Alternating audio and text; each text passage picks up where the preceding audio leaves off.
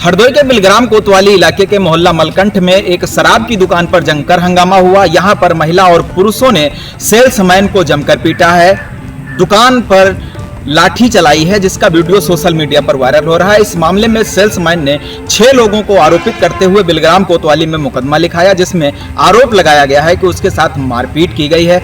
Police ने मुकदमा दर्ज कर लिया है और 6 आरोपी जो है उनको गिरफ्तार कर लिया है। बताया यह जा रहा है कि सेल्समैन के द्वारा एक युवक के साथ मारपीट की गई थी, जिसके बाद जैसे ही परिजनों को जानकारी लगी तो परिजन वहां पर पहुंच गए और काफी देर तक हंगामा किया। हंगामे के वीडियो सोशल मीडिया पर वायरल हो रहे हैं, जिसके बाद तमाम तरह की चर्चाओं का बाजार गर्म है। लेकिन मुकदमा दर्ज कर पुलिस ने 6 लोगों को गिरफ्तार कर पूरे मामले में कार्रवाई शुरू कर दी है। हरदोई से वीडियो जर्नलिस्ट मोहित के साथ मनोज तिवारी, एएनबी न्यूज। आज दिनांक 2 दिसंबर 2024 को थाना बिलग्राम पर सूचना प्राप्त हुई कि ग्राम अंडवा के शुभम यादव द्वारा एक तहरीर दी गई, जिसमें उनके द्वारा बताया गया कि उनके साथ 6 व्यक्तियों ने मारपीट की गई है।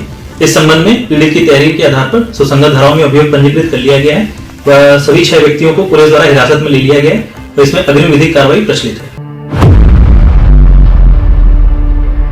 बिहार के बेगूसराय पुलिस को कल देर शाम एक बड़ी कामयाबी मिली है। दरअसल 25-26 की सुबह तकरीबन 3 बजे जो है एक भोला पेट्रोल पंप में लूट हुई थी और ये पेट्रोल पंप जो है बलिया थाना क्षेत्र में पड़ता था। और 3 बजे सुबह जब कुछ अपराधियों ने भोला पेट्रोल पंप पे पहुंचकर वहां के जो मैनेजर हैं वो मुकेश कुमार, उसके साथ मारपीट की और उसे बुरी तरह से जख्मी कर दिया और ड्राइवर से करीब 40 से 45 हज़ार रुपये लूट लिए और वहीं मैनेजर और उसके अन्य कर्मी को भी बुरी तरह से घायल कर फरार हुआ। जाते वक्त भी अपराधियों ने मुकेश कुमार जो मैनेजर थे उसके मोबाइल भी छीन लिए, एक अन्य कर्मचारी का भी मोबाइल छीन लिए, उसके बाद फरार हो गया। इसकी सूचना बलिया थाना को मिली तो बलिया पुलिस और बेगूसराय पुलिस पूरी तरह से इसे गंभीरता से लिया और ख़ास तौर के हम बात करें बेगूसराय एसपी मनीष कुमार की, तो मनीष कुमार ने इस घटना को काफ़ी गंभीरता से लिया और उसके बाद जो एक टीम की गठन की, दरअसल एसआईटी टीम की गठन की और ये टीम जो है नेहा कुमारी जो डीएसपी हैं बेगूसराय के, उनके नेतृत्व में की गई और उसके बाद छापेमारी शुरू हुई। अच्छी बात यह रही कि जिस दिन घटना हुई थी वहाँ भोला पेट्रोल पंप में वहाँ के सीसीटीवी कैमरे में सारे घटना जो है कैप्चर हो गई और उसके आधार पर जो है पुलिस आगे बढ़ रही थी। खास तौर के जब सीसीटीवी को खंगाला गया तो दोनों अपराधियों के बारे में पता चला, हालांकि 2 अपराधी थे और जिस दिन कल देर शाम जो है सदानंदपुर बांध के पास एक व्यक्ति को गिरफ्तार किया गया और वो व्यक्ति जिसका नाम था सिक्कम उर्फ राणा, जिसे गिरफ्तार किया गया और इससे कड़ी पूछताछ की गई तो पता चला कि ये व्यक्ति जो है अपनी संलिप्तता भी जाहिर किया कि हम पेट्रोल पंप में लूट कर घटना को अंजाम दिए थे। इसके आधार पर जो है एक विरुद्ध एक बालक को भी गिरफ्तार किया। दरअसल बालक माइनर है, उसे भी गिरफ्तारी कर ली गई है और इसके पास से करीब 12,000 रुपये लूटे गए, 12,000 रुपये बरामद किए गए और इसके अलावा एक रॉड है, एक चाकू है और 2 मोबाइल इसके पास से बरामद किया गया। वहीं अगर हम बात करें बेगूसराय पुलिस अधीक्षक की तो मनीष कुमार ने आज एक प्रेस कॉन्फ्रेंस कर इस बात की जानकारी दी कि दरअसल 26 नवंबर को जो एक घटना घटी थी और उसमें जो है 2 अपराधी इस घटना को अंजाम दिया था और दोनों को पकड़ लिया गया है और इसकी जानकारी आज एक पीसी करके प्रेस कॉन्फ्रेंस करके इस बात की जानकारी दी। उन्होंने बताया कि जो वहाँ जो मैनेजर है उसके साथ मारपीट भी किया था और उससे उसके ड्राइवर से करीब 45,000 रुपये लूट लिए थे। हालांकि इसके पास से 12,000 रुपये मात्र बरामद हुए हैं और चाकू और रॉड और मोबाइल बरामद कर ली गई है।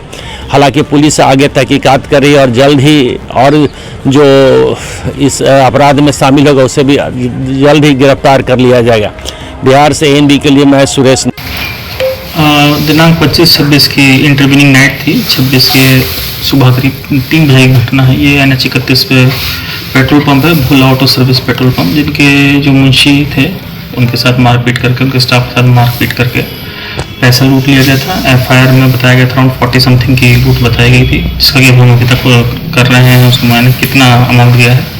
केस को उद्भेदन किया गया है, 2 को गिरफ्तार किया गया है, जिनमें से कि एक को निरुद्ध किया गया है, एक विरुद्ध बालक को, और एक व्यक्ति की अरेस्टिंग की गई है, जिसकी अरेस्टिंग की गई उसका नाम है सिक्किम कुमार उर्फ राणा, पिता बुनीलाल यादव, साकिम बालाचक, वार्ड नंबर 11, थाना बलिया। 2 व्यक्तियों ने 2 लोगों के द्वारा इस अपराध घटना को कारित किया गया था। हथियार के रूप में उन्होंने एक छोटी सी रॉड है निकली से उसको यूज़ किया था, एक छोटे चाकू को इस्तेमाल किया था घटना कम करने में। तो जिन वेपन्स का इस्तेमाल किया गया था, हथियारों का लूट को कैद करने में, उसको बरामद कर लिया गया है। केस का पूरा डिटेक्शन हो गया है, लूट की राशि भी बरामद हो गई है एवं जो फोन लूटा गया था मुंशी से मारपीट करने के बाद में उसको भी बरामद किया गया है। घटना को कारित करते समय जो वेशभूषा, जो कपड़े पहने गए थे उनको भी बरामद कर लिया गया। संलिप्तता भी स्वीकार में आ गई। We have technical and manual evidence. क्या इसका क्या अपराध है? ये गिरफ्तारी इनके घर के पास में से हुई है। ये बलिया थाना अंतर्गत ही, जैसे मैं बताया, बालाचक वार्ड के रहने वाले हैं, लोकल लोग हैं। इनकी अरेस्टिंग की गई है। मेडिकल कॉलेज में 3 दिवसीय कॉन्फ्रेंस चल रही है। ये क्रोनो मेडिसिन के ऊपर ये कॉन्फ्रेंस है, जिसमें कि देश के कोने कोने से तमाम डॉक्टर्स आए हुए हैं। आइए हम बात करते हैं कि क्रोनो मेडिसिन ये क्या चीज है, इसके बारे में। ये डॉक्टर साहब हमारे साथ हैं। सर, ये क्रोनो मेडिसिन की जो एक कॉन्फ्रेंस चल रही है, इसका क्या तात्पर्य है?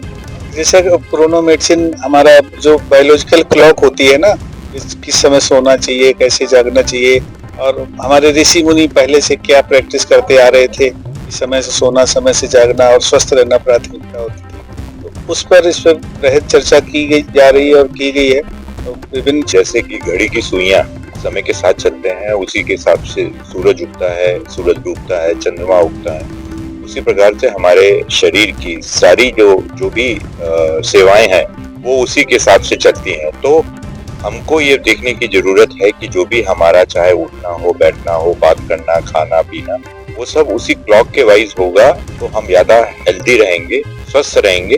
नहीं तो यदि हम दोनों एक दूसरे के खिलाफ चलेंगे तो हमारा नुकसान भी हो सकता है। यह अपने आप में ही एक ऐसी नगरी है जिसका अपना एक इतिहास है, हमारे लोगों की सबकी आस्था है अयोध्या नगरी से जुड़ी हुई। यहाँ पर आके तो एक साइंस के साथ साथ एक धार्मिक चेतना का भी ये आध्यात्मिक वो बनता है, तो अपने आप में चीज और ज्यादा बढ़ जाती है। हमारा में यहाँ पे भी जो क्रोनो मेडिसिन के ऊपर जो अपने शोध प्रस्तुत कर रहे हैं, कैसे अपनी लाइफ स्टाइल को चेंज करें, जिससे अपने मॉडिफिकेशन करके कब दवाई किस समय दी जाए जिससे हम और ज्यादा इफेक्टिव हो सके। इसलिए इस पे कार से इससे कॉलेज की फैकल्टी मेंबर के साथ साथ यहाँ के स्टूडेंट भी इससे लाभान्वित होंगे, ज्ञान अर्जित करेंगे। इस कॉन्फ्रेंस में सबसे अच्छी बात है, लगभग 900 डेलीगेट यहाँ पे देश विदेश से आए हुए जो अपने शोध पर प्रस्तुत कर रहे हैं। आपने देखा हमारे साथ कॉलेज के प्रधानाचार्य डॉक्टर ज्ञानेंद्र कुमार थे। अगर हम बात करें, आप देख सकते हैं यहाँ पे तमाम डॉक्टर्स जो है मौजूद हैं, जो कि लगातार 2 दिन से कॉन्फ्रेंस में भाग ले रहे हैं। ये कॉन्फ्रेंस कल दोपहर में जाके खत्म होगी और इसमें जो है देश के कई कोने कोने से डॉक्टर आए हैं, जो कि क्रोनो मेडिसिन पे तमाम तरह की चर्चाएं कर रहे हैं और इसको लेके जो है लोगों को कैसे अवेयर किया जाए, डॉक्टर्स जो हमारे नए डॉक्टर्स आ रहे हैं उनको कैसे इसको लेके इसके बारे में बताया जाए। इस पे जो है ये चर्चाएं अभी कल तक चलेंगी। अयोध्या से राजीव सिब्बल, ANB न्यूज के लिए। मंदिर में शिवलिंग पर लगा मिला खून, ग्रामीणों ने एक युवक को पकड़कर किया पुलिस के हवाले। मामला रुड़की क्षेत्र के जोरासी जबरदस्तपुर गांव का है। इसमें एक युवक पर आरोप लगा है कि उसने शिवलिंग पर खून लगाया है। मामला पुलिस तक पहुंचा। पुलिस ने आरोपी को पकड़कर मुकदमा दर्ज कर लिया है। तनाव को देखते हुए पुलिस बल गांव में तैनात कर दिया गया है। SP देहात शेखर सुयाल का कहना है कि जो आरोपी है वो युवक है, उसको पकड़ लिया गया है और मुकदमा दर्ज कर लिया गया है। युवक के हाथ पे चोट लगी हुई थी, जिसकी वजह से शिवलिंग पर खून लगा हुआ था। पुलिस हर एंगल से जांच कर रही है। कुछ कह रहे हैं तंत्र से भी जोड़ा जा रहा है। हालांकि अभी पुलिस ने गांव में तनाव को देखते हुए पुलिस बल तैनात कर दिया गया है। अभी गांव में शांति बनी हुई है। रुड़की से ANB के लिए अकील अहमद। देखिए, ये जो मामला है, वो जो तथ्य है उसके ये है कि वो गांव का ही वासिंदा कोई शख्स है जो दूसरे समुदाय को बिलोंग करता है। वो मंदिर, उसका कहना है, जैसे मैंने भी पूछताछ करी थी, तो वो कुछ आस्थावान टाइप का व्यक्ति लगता है। अब वहां जाकर के ये बात तय है कि उसका हाथ की चोट का ब्लड शिवलिंग में लगा है, तो हमने इमीडिएट उसमें उसको डिटेन किया, अरेस्टिंग हो गई है और मुकदमा दर्ज करके आगे की लीगल कार्रवाई हो रही है। और अच्छी बात है, गांव में कहीं कोई उसको लेके कोई रोष व्याप्त नहीं है। लोग समझदार हैं क्योंकि वो गांव वालों का परिचित और गांव वाले उससे परिचित हैं। तो बाकी जो आगे लीगल कार्रवाई उसमें काम चल रहा है। जो फैक्ट हैं, जो तथ्य जो अभी तक की जांच पे पता लगा, उसके हाथ में चोट है और एक व्हाइट पट्टी भी बजी थी जो दिख रही है, जो गांव वाले भी उसका बात को एग्री कर रहे हैं। और ऐसा है कि उससे जो ब्लड बाहर निकल रहा था, वो उसकी वो जो पूजा जो भी वो कर रहा होगा उस दौरान वो उसमें लगा है। क्या उद्देश्य रहा होगा? तंत्र विद्या ऐसे फैक्ट अभी पुलिस के पास कुछ नहीं है। ये एक दो लोगों ने मुझसे और पूछा था, लेकिन जैसा उसने बताया तंत्र तक अभी हम लोग नहीं पहुंच पाए हैं कि तंत्र विद्या है या क्या कर रहा था। वो आगे जांच का विषय, अगर जांच में ये चीजें आएंगी तो उस हिसाब से फिर आगे करेंगे। संभल में मस्जिद सर्वेक्षण के दौरान हुई हिंसा के बाद कहीं न कहीं उत्तर प्रदेश की राजनीति पूरी तरह से गर्म नजर आ रही है। जहां समाजवादी पार्टी का डेलीगेशन संभल जाना चाहता, वहीं उत्तर प्रदेश कांग्रेस के प्रदेश अध्यक्ष नेतृत्व में भी डेलीगेशन यहां से रवाना हो रहा है। और तस्वीरें देखिए, ये उत्तर प्रदेश कांग्रेस मुख्यालय की है, जहां पर संभल जाने के लिए खुद अजय राय अपनी गाड़ी को चलाने का काम कर रहे हैं। अजय राय देखिए, अब यहाँ पर हम आगे खड़े हैं। अब आप समझ सकते हैं कि पूरा जो प्रशासन है वो रोक रहा है। यही प्रशासन अगर संभल में उस समय रोका होता तो आज संभल के अंदर इतने लोग मारे नहीं गए होते, घटना नहीं घटती। प्रशासन कह रहा है कि वहां पर जो संभल है वहां पर कानून व्यवस्था बिगड़ सकती है। अजय राय जी, नहीं, हम पूरी तरीके से कानून के साथ हैं। हम कानून व्यवस्था खराब करने नहीं, कानून व्यवस्था शांति स्थापित करने के लिए जा रहे हैं। ये अजय राय थे, कांग्रेस प्रदेश अध्यक्ष, जिन्होंने कहा था हम कानून के साथ हैं और कानून के साथ ही कहीं न कहीं चलेंगे। और साफ ने कहा, देखिए तस्वीरें हैं ये, अब गाड़ी से उतरकर कार्यकर्ताओं के बीच में जा रहे हैं और कहीं न कहीं कांग्रेस के कार्यकर्ताओं को कहीं न कहीं रवाना होने के लिए साथ में तस्वीरें हैं ये कांग्रेस अजय राय की जाने से रोक रही है। आप देखिए तस्वीरें कांग्रेसी कार्यकर्ताओं की जो है वो कोई ना कोई, ये उनकी कहना है कि पुलिस की तानाशाही है, प्रशासन की तानाशाही है जो उनको रोकने का काम कर। देखिए, ये कांग्रेसी कार्यकर्ताओं को पुलिस हिरासत में ले रही है। ये एसपी की तस्वीरें हैं, उनको हिरासत में लेकर कहीं ना कहीं प्रशासन उनको वहां पर भेज देगा। और पूरी तरह से प्रशासन जोर लगाए हुए है कि संभल में जो हुई हिंसा है उसमें कांग्रेस ना जा पाए और ताकि कानून व्यवस्था उत्तर प्रदेश की जो संभल की है वो ना बिगड़े। कैमरा पर्सन दानिश के साथ देव सिंह, एएनबी न्यूज, लखनऊ। लखनऊ विकास प्राधिकरण के उपाध्यक्ष प्रथमेश कुमार के आदेश पर जिस तरीके से अवैध निर्माण और अतिक्रमण के खिलाफ कार्रवाई की जा रही है, आप देख सकते हैं लखनऊ विकास प्राधिकरण के जोन 5 जानकीपुरम विस्तार में ये बुलडोजर चल रहा है, जो कि शत्रुघ्न नाम से बिल्डर थे जिन्होंने अवैध प्लाटिंग की थी। लगभग 4 बीघे में ये प्लाटिंग था और जिनका 5/10/2024 को इनके अवैध प्लाटिंग को गिराने का आदेश दिया गया था। आपको बता दें कि जब भी लखनऊ विकास प्राधिकरण या विहित प्राधिकारी के न्यायालय से किसी भी बिल्डर के अवैध अतिक्रमण को गिराने का आदेश दिया जाता है, उसके पहले उनको धारा 27-28 की नोटिस दी जाती है, उनको पहले काम रोकने का नोटिस दिया जाता है। उसके बाद कहीं ना कहीं विहित प्राधिकारी न्यायालय में उनका वाद चलता है और सुनवाई होती है। उसके बाद लखनऊ विकास प्राधिकरण के जो विहित प्राधिकारी का जो न्यायालय है वहां से गिराने का आदेश दिया जाता है। उसके बाद भी बिल्डर को 30 दिनों का मोहलत दिया जाता है कि लगभग 30 दिनों के अंदर वो अपने अवैध निर्माण को, अवैध अतिक्रमण को गिरा लें। उसके बाद कहीं ना कहीं लखनऊ विकास प्राधिकरण का जो बुलडोजर है वो चलाया जाता है। आप देख सकते हैं कि लखनऊ विकास प्राधिकरण के जो जोनल जो ओएसडी हैं रविनंदन सिंह वो यहाँ पर मौजूद हैं, जो सहायक अभियंता हैं सिया सिंह वो यहाँ पर मौजूद है, जो अवर अभियंता है वहाँ पर मौके पर मौजूद है। और जिस तरीके से ये कार्रवाई की जा रही है, आप देख सकते हैं कि ये जो जेसीबी है इनके जो बाउंड्री थी, जो रोड थी, उसको कहीं ना कहीं गिराने का काम कर रहे हैं। और लखनऊ विकास प्राधिकरण की पूरी टीम, जो लखनऊ विकास प्राधिकरण की पूरी फोर्स है वो यहाँ मौके पर मौजूद है। संबंधित थाने की फोर्स मौजूद है कि किसी भी प्रकार के जो बिल्डर होते हैं वो जब अतिक्रमण या अवैध निर्माण जब उनका गिराया जाता है तो कहीं ना कहीं विरोध करते हैं, एक बड़ा विरोध प्रदर्शन करते हैं, काम को रुकवाने की कोशिश करते हैं। उसके लिए यहाँ पर पर्याप्त मात्रा में पुलिस फोर्स मौजूद है। कैमरामैन सौरभ के साथ प्रवीण कुमार पांडे, एएनबी न्यूज, लखनऊ।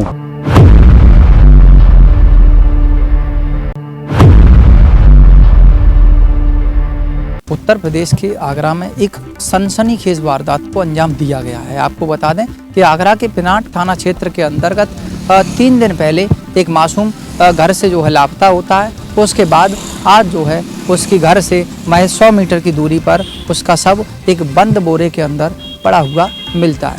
आपको बता दें कि इस घटना से पूरे क्षेत्र में सनसनी फैल गई है, हर कोई सदमे में है और ग्रामीणों में भारी आक्रोश जो है देखने को मिला है।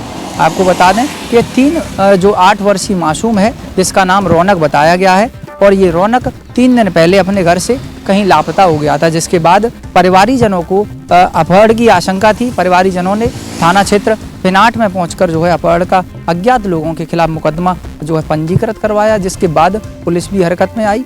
तमाम सर्च ऑपरेशन जारी किए, किंतु जब 8 वर्षीय मासूम का कहीं पता न चला तो बताया ये भी गया है कि परिजनों के मोबाइल पर किसी अननोन नंबर से जो है कॉल आता है और उसमें ये चीज़ बताई जाती है कि वो जो आपका 8 वर्षीय मासूम है उसकी हत्या कर दी गई है। तमाम ऐसे कुछ शब्द हैं, पता नहीं है क्या क्या उसमें कहा गया है, अभी स्पष्ट रूप से ये जो है नहीं पता चल सका है। किंतु आपको बता दें कि ये बड़ी घटना को अंजाम दिया गया है। पहले तो मासूम का अपहरण होता है, उसके बाद महज 100 मीटर घर से दूरी पर जो है उसका अज्ञात जो बोरे में जो है शव पड़ा हुआ पाया जाता है। आपको बता दें कि पूरी घटना से क्षेत्र में सनसनी फैल गई है।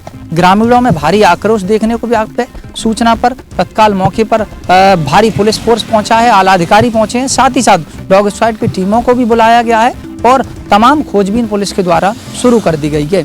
आखिरकार किस तरीके से ये पहले तो अपहरण होता है और उसके जो है 3 दिन बाद मासूम का घर से महज 100 मीटर की दूरी पर बोरे के अंदर जो है शव बरामद होता है। आपको बता दें कि इस घटना से हर कोई सदमे में है। अब देखने वाली बात होगी कि पुलिस इस घटना का कब तक खुलासा कर पाती है। फिलहाल एक बात और है, जबी दुआ से लोग जो है ये भी कहते हुए नजर आ रहे हैं कि जो बालक का जो शव बरामद हुआ है 8 वर्षीय मासूम का, उसके चेहरे पर एक लाल रंग का जो माथे पर टीका भी लगा हुआ बताया गया है। हर कोई व्यक्ति कुछ इस तरीके की वार्ता भी कर रहा है कि यहाँ ये सोची समझी साजिश के तहत एक नर बलि दी गई है। अब ये तो पुलिस की जांच में ही स्पष्ट होगा कब तक जो अपराधी हैं, जो हत्यारोपी हैं, वो कब तक पुलिस की गिरफ्त में आ पाते हैं, ये तो आने वाला वक्त ही बताएगा। फिलहाल मैं अपने सहयोगी मनोज कुमार के साथ रविंदर सेजवार, ANB न्यूज़ आगरा। प्रदेश के बलिया से स्वास्थ्य विभाग का एक कारनामा सामने आया है। पूरा मामला सोहाव ब्लॉक अंतर्गत CSC नरही का है, जहां पे मरीज के साथ, मरीज के जिंदगी के साथ खिलवाड़ किया गया है। आपको बता दें कि एक मरीज CSC सेंटर नरही पहुंचा, उसको इंजेक्शन, एक्सपायरी वाला इंजेक्शन दे दिया गया, लेकिन जैसे ही वो डॉक्टर के पास पहुंचा, डॉक्टर ने इंजेक्शन लगाने से मना कर दिया, कहा कि इंजेक्शन का डेट एक्सपायर हो चुका है।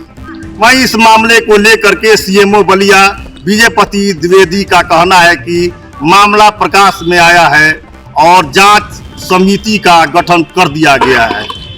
जांच जारी है, जो भी इसमें दोषी होगा उसके ऊपर कार्रवाई होगी। वहीं इस मामले को लेकर के पीड़ित मरीज का कहना है कि अगर इंजेक्शन लग जाता तो इसकी जिम्मेदारी किसकी होती। ANB news JP Tiwari Ballia. जी, अपना परिचय बताएं। सुनील ठाकुर पिपरा कला। ये बताइए कि अभी आप मतलब ये सब लेकर के खड़े हैं, क्या है मामला? हम गए थे ना रही सरकारी हॉस्पिटल में दवा लाने के लिए। ये जो इसका एक्सपायर डेट है, हम आए थे यहाँ लक्ष्मणपुर किसी डॉक्टर के पास दवा सुई लगवाने के लिए जी। अगर ये सुई लग जाता, कहीं कुछ हो जाता, इसका जिम्मेदारी कौन लेगा? सुई मतलब कि नहीं लगा? सुई नहीं लगा। कब गए थे आप? 26 तारीख को गए थे। मुख्यमंत्री योगी आदित्यनाथ के आदेशों का अधिकारी गंभीरता से नहीं ले रहे हैं। विद्युत विभाग लक्ष्मी नगर पर दोपहर 12 बजे तक ना तो SDO सचिन द्विवेदी पहुंचे, ना ही कोई कर्मचारी उनका मौजूद था। कैश काउंटर को जब देखा गया तो कैश काउंटर भी बंद मिला। पीड़ित उपभोक्ता अपनी फरियादों को लेकर लगातार चक्कर लगा रहे हैं, परंतु उनकी शिकायतों का निस्तारण नहीं किया जा रहा। वहीं SDO अपना CUG नंबर फोन नहीं उठाते हैं। बार बार फोन किया गया पर SDO साहब ने CUG नंबर नहीं उठाया। आखिर ऐसे लापरवाह अधिकारियों पर कार्रवाई कब होगी, ये देखने की बात है। Ved Prakash Saraswat, AMB news, Mathura. धन सिंह। आगे रहने वाले हो? महिला तुलसी। क्या समस्या?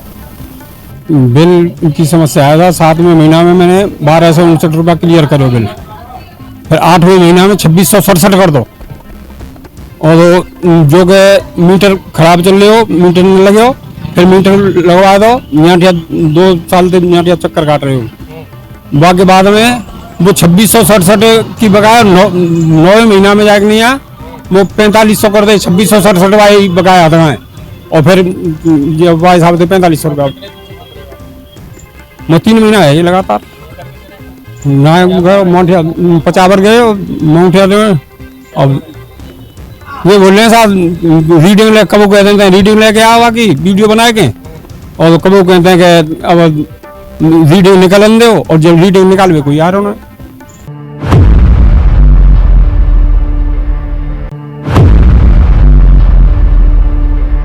रायबरेली में कलयुगी बेटे ने अपनी मां की गला दबाकर के हत्या कर दी, और हत्या करने के बाद मां के शव को बाइक पर लाद कर 30 किलोमीटर दूर झाड़ियों में फेंक दिया। महज हत्या इसलिए कर दी क्योंकि बाइक की चाबी बेटे ने मां से मांगी थी, और मां ने बाइक की चाबी देने से इनकार कर दिया। तभी बेटे ने गला दबाकर के मां की हत्या कर दी।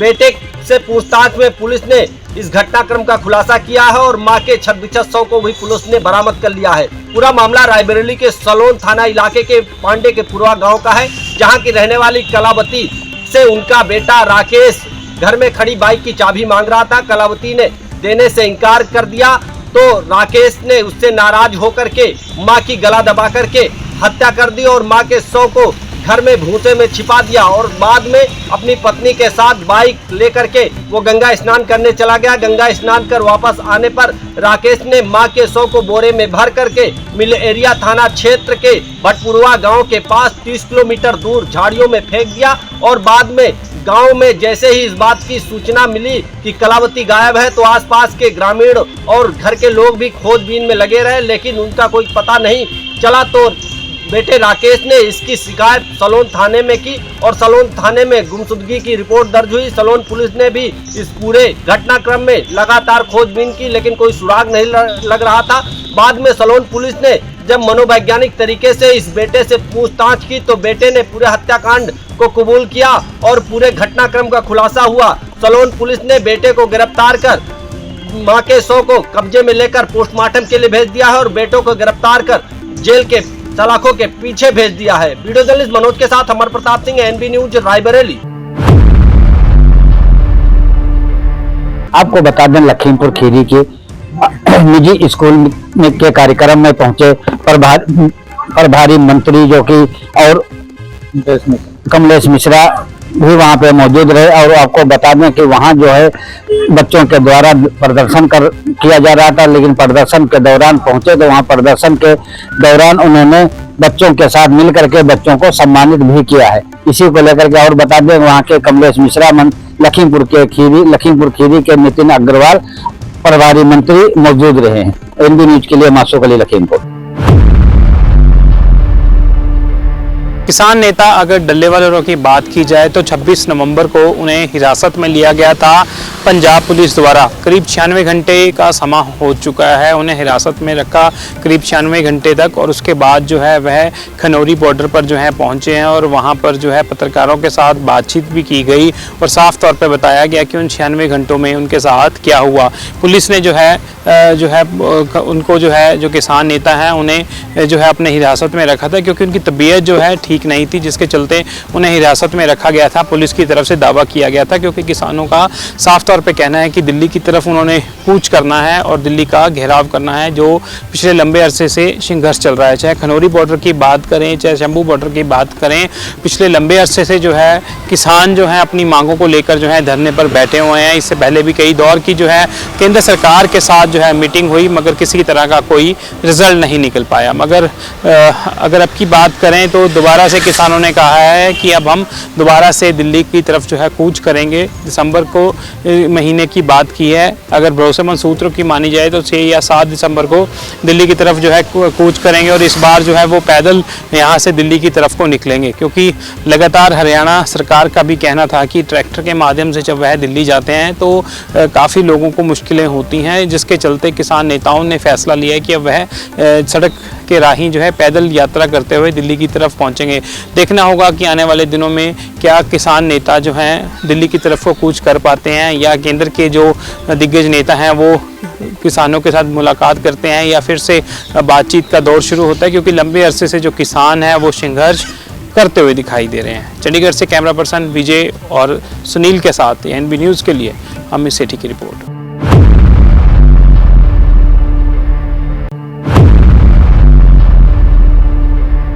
मिर्जापुर जनपद में मानव अपराधियों को पुलिस का खौफ ही नहीं। आपको बताते कि जिस तरह से लालगंज थाना क्षेत्र में पेट्रोल पंप से लूट की घटना को अपराधियों ने अंजाम देकर आसानी से फरार हो गए, पुलिस पर सवालिया निशान खड़े हो रहे हैं। आपको बताते कि लालगंज थाना क्षेत्र के बस्तरा मोड़ पर ज्ञान गंगा पेट्रोल पंप से रात्रि के करीब 4 बजे 2 अज्ञात नकाबपोश बदमाश पहुंचते और कैशियर को तमंचा सटाकर करीब 4 लाख रुपए से अधिक कैश लेकर फरार हो जाते हैं। जैसे ही घटना की जानकारी मिली, पुलिस अधीक्षक मौके पहुंचे और सीसीटीवी कैमरे खंगालने में जुटी पुलिस का कहना है कि जल्द ही खुलासा किया जाएगा, अपराधी पकड़े जाएंगे। हालांकि जिस तरह से अपराधी घटना को अंजाम देकर फरार हो जाते हैं, पुलिस पर सवालिया निशान खड़ा होता है। मिर्जापुर से NB news reporter Ram Kumar Singh. आज लगभग सुबह में 4 बजे के आसपास एक ज्ञान गंगा पेट्रोल पंप है थाना लालगंज क्षेत्र में, जहां से हम लोगों को सूचना मिली कि 2 व्यक्ति जिनके हाथ में अवैध तमंचा था, वो लोग पेट्रोल पंप के अंदर घुसे हैं और जो भी कैश उनके काउंटर पे रखा हुआ था उसको लेके वो फरार हो गए हैं। तत्काल इस सूचना पर हम सभी लोग यहाँ मौके पर आए हैं और इस घटना से संबंधित सीसीटीवी फुटेजेस प्राप्त हुए हैं और जिस बाइक का इस्तेमाल किया गया उसके बारे में भी हम लोग को फुटेज मिली है और इनका जो इन्होंने रूट लिया है यहाँ पर आने का और वापस जाने का, वो रूट भी हम लोगों ने ट्रेस कर लिया है और तहरीर प्राप्त करके मुकदमा कायम कराया जा रहा है और घटना के अनावरण के लिए कई टीमों को लगा दिया गया है। बहुत जल्दी ही इस घटना का सफल अनावरण किया जाएगा। सर, बार बार वारदात होते रहना, क्या देख पा रहे हैं आप इसको? नहीं, देखिए, इस तरह की घटना भी हाल फिलहाल में कोई नहीं हुई थी और लगातार हमारी टीमें चौकस थी और ये भी सूचना मिल रही है कि इस तरह का एक और अटेम्प्ट इन लोगों ने वहाँ औराई में भी किया है। अलीगढ़ के थाना छर्रा क्षेत्र में एक आज दिल दहलाने वाला मामला सामने आया, जहां एक जंगल में एक युवक का सर कटा हुआ, जिसके ऊपर आग लगाकर उसका चेहरा को भी जलाने की कोशिश की गई थी। तो वहां पर इस बात की जब सूचना, जब लोग जंगल में काम करने पहुंचे तो उन्होंने सबको देखा। सबको देखने के बाद सबको पुलिस को सूचना दी। पुलिस की टीम मौके पर पहुंची। मौके पर पहुंचने के बाद पुलिस ने फॉरेंसिक टीम को तत्काल बुलाया और लगातार उच्च अधिकारी मौके पर पहुंचे। उनके द्वारा उस सबकी जो शिनाख्त कराई गई, शिनाख्त किसी तरह से नहीं हो पाई, जिसको लेकर सबको अलीगढ़ पोस्टमार्टम के लिए भेज दिया और लगातार उस सबके लिए कहीं ना कहीं पुलिस लगातार पहचान कराने के लिए लगी हुई है। तो कहीं ना कहीं अब देखने वाली बात है ये युवक कहाँ का था, कहाँ का रहने वाला था, जिसका ये सब मिला है। अब कितनी जल्दी पुलिस इस गुत्थी को सुलझाएगी ये तो आने वाला वक्त बताएगा। और इस मृतक के परिजन कौन थे जो इस सबको लेने के लिए पोस्टमार्टम के लिए पहुंचेंगे, क्योंकि जिस तरीके से उत्तर प्रदेश में लगातार इस तरीके की वारदात होती हुई नजर आ रही है, कहीं ना कहीं देखने को मिल रहा है कि या तो उत्तर प्रदेश सरकार का खौफ कम होता हुआ दिख रहा है या फिर उत्तर प्रदेश पुलिस का अपराधियों को खौफ कम होता हुआ दिख रहा है जो इस तरह की वारदात को अंजाम दे रहे हैं। अब देखने वाली बात होगी कि पुलिस इस गुत्थी को कब तक सुलझाएगी। अलीगढ़ से एएनबी न्यूज के लिए आशीष।